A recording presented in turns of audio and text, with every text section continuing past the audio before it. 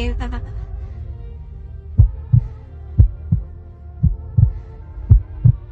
It was December 31st, New Year's Eve.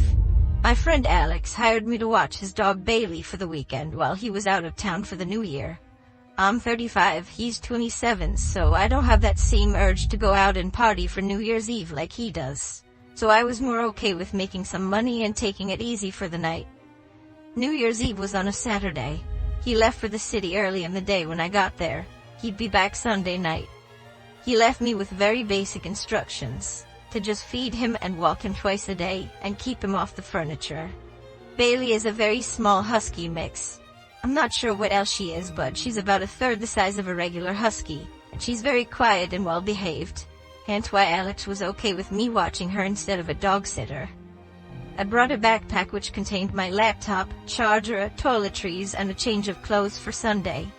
Alex and I don't go way back. We met through mutual friends and had started going out occasionally on the weekends ever since. I would be sleeping in the spare bedroom of his house on the futon. Throughout the day I just did stuff on my laptop and played some of Alex's video games. Later in the night, I invited my girl over with Alex's permission. His response was, "You better not in my bed," a way of jokingly saying yes, she can come over. She said she'd be getting out of work after 12, but then she'd come straight over. Alex's house is about half an hour from us, so my girl Trisha wouldn't be getting there until late. I had to kill the time alone with Bailey watching movies until then. We were in the living room, and Bailey was by my feet. It was probably 9 p.m. when the doorbell rang. I went to answer the door, and there was a girl at the door. She looked about 30. She had a hoodie on and was holding a jacket. She introduced herself as Alex's girlfriend, and said she left something here that she needed to grab. I offered to grab it if she wanted, and she said no, it's okay. She knew where it was in his room. I said okay, that's fine, and let her inside. She went straight upstairs to Alex's room and slightly closed the door behind her without latching it. I right away texted Alex, "I didn't know you had a girlfriend." She was in there for quite some time, until she came back out, still holding her jacket. She came back down the stairs and thanked me and was going straight for the door. I tried to stop her for a quick conversation, saying, "How long have you guys been dating?" And she said, "Too long," then laughed, as if making a joke. I laughed too, and then she said, "Have a good night." I was a bit surprised by the interaction, but what I gathered from it was they had probably just recently broken up. Now I started to worry that maybe I shouldn't have let her in. Since Alex hadn't answered my text yet, I called him a few times before he picked up. He was out with his friends in a loud setting, so he could hardly hear me until he went outside to talk. I told him his girlfriend just came by to grab something, and he was completely bewildered at what I was saying. "Who are you talking about?" he said. I responded, "She said she was your girlfriend. I didn't get a name." He said in a yell, "You know I don't have a girlfriend. What did she look like?" I started to feel really stupid just about now. I described the girl, and he said he had no idea who this could have been. I then proceeded to explain to him that she went upstairs to his room for a few minutes, then came back down. This was when he started freaking out. He told me to go up to his room now and check if she stole anything. Of course I didn't know what was in his room beforehand, so he had me check for specific things, which all appeared to still be there. He tried hard to figure out who it could have been, and said he'd call me back after he made some calls and sent me some pictures of different girls. Understandably, this was putting a damper on his night. I could tell he'd already been drinking, so I felt awfully stupid for letting some random girl into the house. He started sending me screenshots of different girls' Instagram accounts, none of them resembling the girl who came in. When I said no to all of them, he went silent for an hour. Then he texted me randomly, "I think I know who it was. Make sure she doesn't come back." I didn't ask any further questions. I responded, "Okay, my bad," and left it at that. Clearly Alex was going through some serious girl drama, or so I thought. I watched the ball drop alone.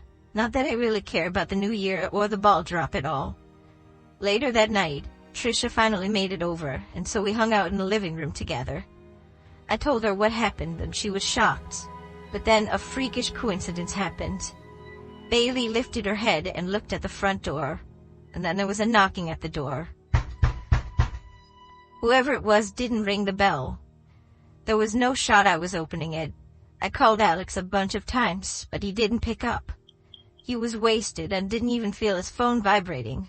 Trisha and I stayed quiet, and eventually whoever it was went away. I was honestly unnerved now. Surely it was in connection to whoever that girl was earlier. Maybe it was even her again. Either way, I didn't want to get involved any further in what was going on. After this, we decided to migrate to the spare bedroom where we'd stay for the night on the futon. We had a movie on as we laid down and I held her. We fell asleep in this position, and woke up at some unknown hour in the night, which I later found out was less than an hour after we fell asleep. I woke to Bailey's howling. She was in the room with us. Trisha woke up after me. Bailey was at the bedroom door with her tail wagging, howling. I whispered, "Bailey, shush." She looked at me and then came over, but she stayed staring at the door, now growling, making unhappy whimpering sounds. Then, there were footsteps outside on the wood floors. We heard what had to be at least 2 pairs of footsteps, tiptoeing to the door. And then, the doorknob twisted. By force of habit we had the door locked, thankfully, and a girl's voice said, "Alex." I looked at Trisha and signaled for her to stay quiet. That girl was not alone. Another light tap at the door, and then the girl's voice said, "Who is in there? This is Alex's house." I made the decision to say in a loud voice, almost a yell, "The cops have been on their way for a few minutes now, just so you know." The girl said, "Who are you?" I didn't bite. I whispered to Trisha to actually call the police. And she did. The entire time she whispered into the phone. I said loud and clear, "I dare you to do something, because the time you do it, the cops will be running through the front door." I heard a whisper on the other side of the door. Then, multiple pairs of footsteps walking away from the door. We stayed in the room, waiting for the cops to get there. Since the front door was left wide open by those people, the cops came right in. The house was clear by this point. I gave my entire recount of the story, and then called Alex multiple times until he finally picked up, still sounding pretty drunk. One cop talked with him on the phone for a few minutes while I sat with Trisha speaking with another cop. After all this was said and done, the accepted assumption was that there was a key in Alex's room taken by that girl from hours before. This was a pretty messy situation since Alex couldn't just come all the way home this late. He practically begged me to stay the rest of the night. I had Trisha go home. I stayed because I felt responsible for letting that girl in the first place. I stayed locked in that room the rest of the night with Bailey. I literally wedged a chair against the front door, some half-assed attempt at keeping them out if they decided to return. By morning, though, it seemed that they didn't return. Alex came back earlier that day than originally planned. I'm not gonna air out any more private information to the internet than I already have, just in case anyone who knows him can figure out this story is about him. But he did tell me who he thought the girl was. And the story behind it proves that men have to be careful too with the women they choose to interact with.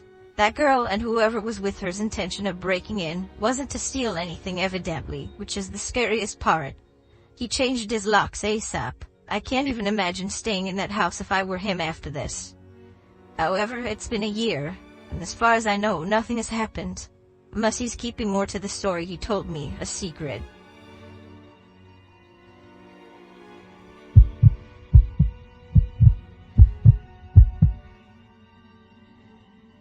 After returning from a night to celebrate the arrival of the new year, my husband and I returned to our apartment complex to turn in for the night.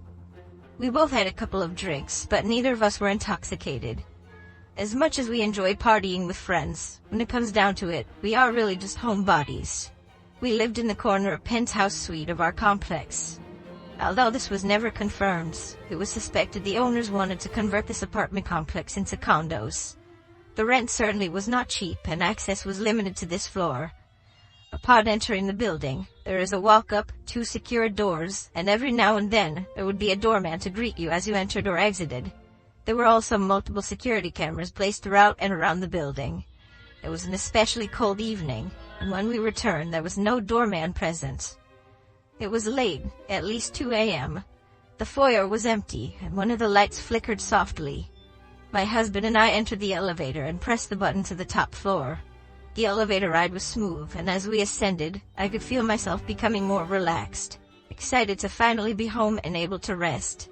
My feet were killing me from wearing heels all night in the bitter cold. The bell chimed, signaling we had reached our floor. The door slid open, and we turned the corner to the left. Like I said, our suite was the corner suite at the end of the hall. However, something caught our eye. A woman, or what at least looked like a woman, was meandering through the hallway. Her hair was dark and scattered. It looked to be matted and covered her face.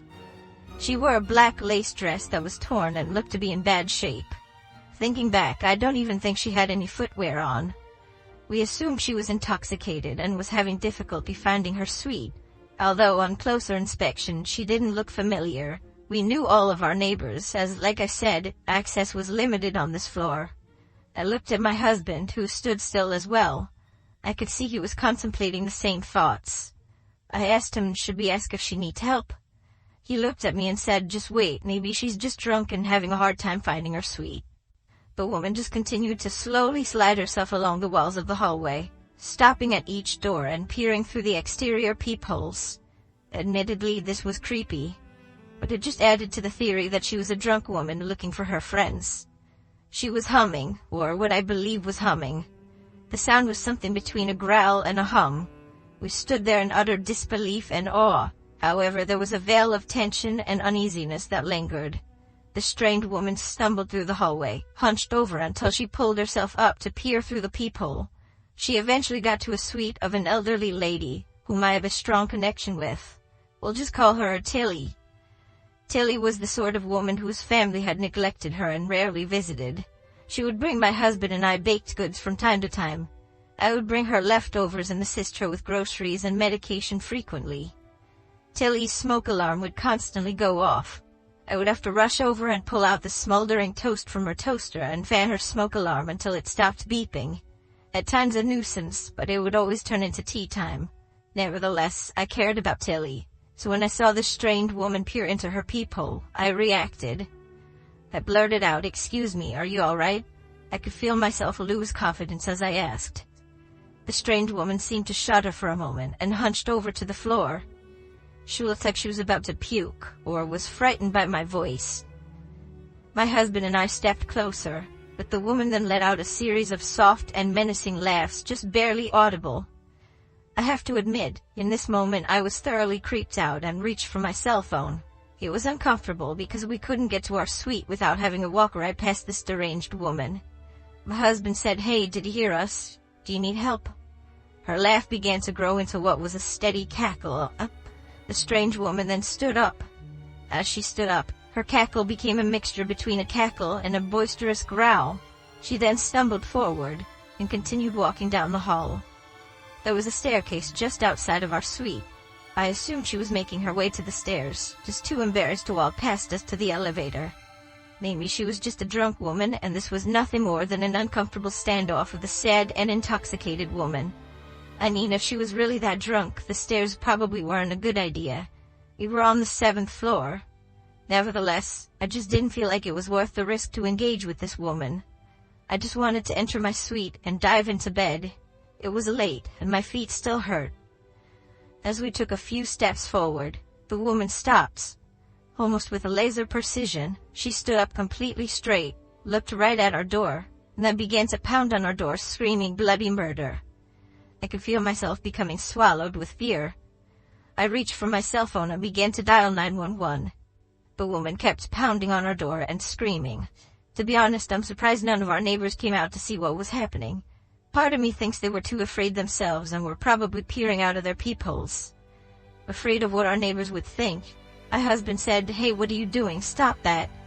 And just like that, the strange woman stopped, fell to the ground, and began crawling quickly towards us.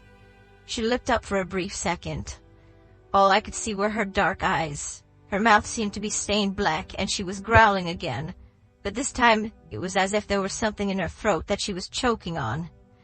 Frozen with fear, my husband and I just watched until she flashed us a menacing hiss, the kind you would hear in a movie, but never imagine in real life. Terrified, I whipped off my shoes and my husband and I ran towards the staircase on the other side of the building. We didn't want to risk waiting for the elevator and have her catching up. We went down 2 flights of stairs and stopped to listen if she was making her way down the stairs. But it was almost impossible to hear as my heart was pounding so hard. I thought to myself, what the hell was going on? We waited there for 10 minutes or so, until eventually we had the courage to head up the stairs and back to our suite. The woman was gone, and so we entered our suite. I was just relieved to finally be safe in my home. My husband sent a text to our landlord, and he replied that we would hear from him in the morning. I was so unbelievably exhausted, but found it incredibly difficult to sleep. The sound of that woman's growling and cackling rang in my ears. I hardly slept. The next day, when my husband went to speak to the landlord, he asked him to check the security cameras, although nothing turned up. The landlord said the cameras glitched due to the frigid temperatures last night. To this day, I still don't know what to think. That woman most certainly had problems. The question is, was she dangerous? We moved about a year later, but every New Year's Eve, I still think about that night. It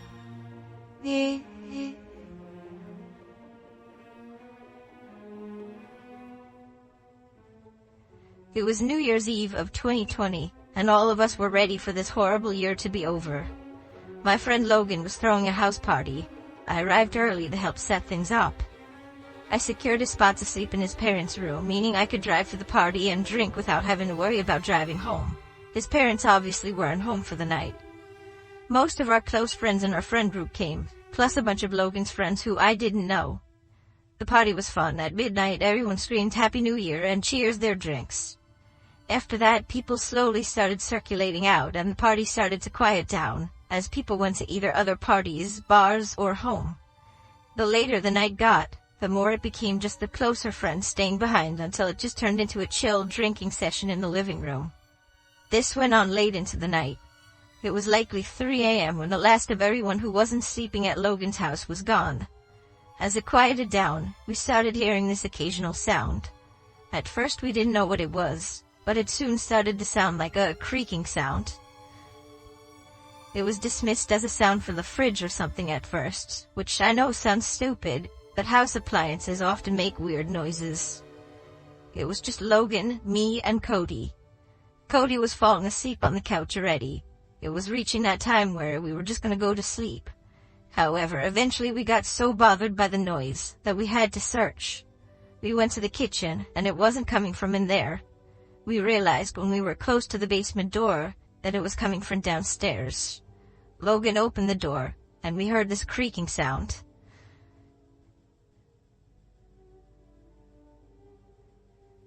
"Go check what it is," I said. He kept saying, "No way." Then he called down into the basement, "Yo, who's down there?" The creaking stopped, and we never heard it again. After a solid minute of waiting at the top of the stairs, we agreed to go down together. We both grabbed knives, drunkenly thinking that was a good idea, but in reality we were so drunk we'd probably only hurt ourselves with them. We got to the bottom of the stairs and looked through the entire basement. It's not huge. It just has a couch, TV, a bar, a table in the corner, and various old pieces of junk. It was pretty messy at the time. The first thing we did was search any possible crevice for someone who could be hiding. Then we tried to figure out what could have been making that sound. I noticed a rocking chair, and so I went up to it, sat in it, and then started rocking in it. And it made the exact same creaking sound we had been hearing. Logan and I looked at each other. I stood up, and so did every hair on my body. I don't think we ever ran faster than we did when we ran up those stairs and slammed the door shut. We tried to come up with any logical explanation, but there was none. He kept the basement door locked for days until his parents came back. There was no living soul down there, but something was moving that rocking chair. That rocking chair used to belong to his grandma, who passed away forever ago, and it's just something his mom held on to for sentimental reasons. I can't say I've ever experienced anything resembling the paranormal before this, nor since then. It still sends chills down my spine. If you find this video interesting and useful, don't forget to subscribe to the channel and turn on the notification bell to stay updated with the latest videos.